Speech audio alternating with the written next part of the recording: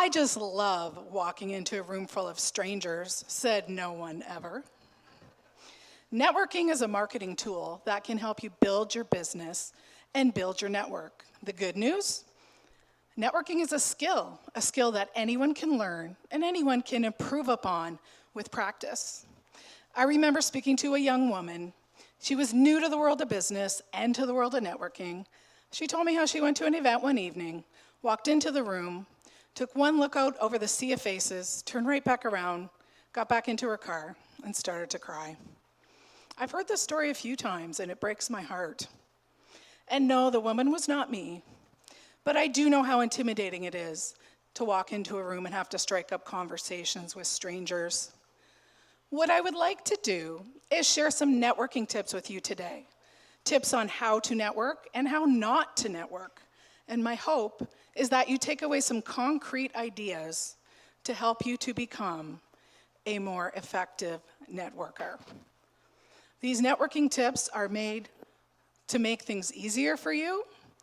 These are made to help you do eye-to-eye, face-to-face, doing business with a handshake, old-fashioned networking.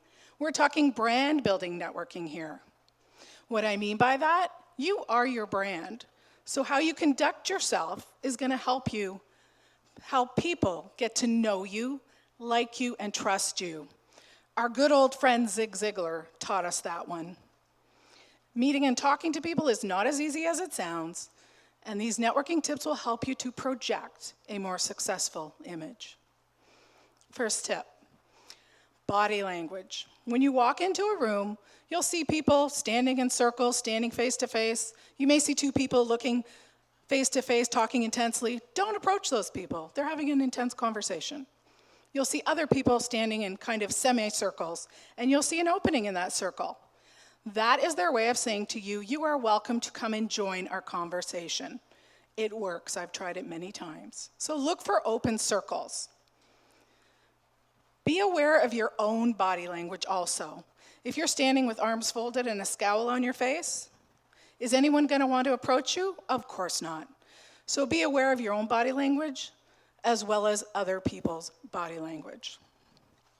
Lateral networking. It's the who, what, where, when, why, and how open-ended questions that promote dialogue and show that you have interest in other people. These are the questions you should be asking people. You should also add value. Read the paper, watch the news, read interesting articles on business trends going on so you can contribute if asked. If someone you know is going to be at an event and you've been really wanting to meet that person, Google them ahead of time. You'll be amazed at the common ground you will find. This is lateral networking, connecting on a similar interest. That interest can be anything. That interest can be sports, travel, books, music, movies. Lateral networking, connecting on a similar interest. What this will help do is instead of walking into the room as, I'm Bill the insurance salesman, no, now you're Bill the guy who likes baseball. And guess what? I like baseball. So I like talking to Bill about baseball. Now I've gotten to know, like, and trust Bill. There's that phrase again. And now I actually want to hear what Bill has to say about insurance. So that's how that works. The networking disconnect. Networking is not about closing sales. Let me repeat that. Networking is not about closing sales. Networking is about building rapport and building trust, and networking is about building relationships. That does not happen overnight. It takes time. At the end of the day, networking is about helping other people without expecting anything in return. The VCP process.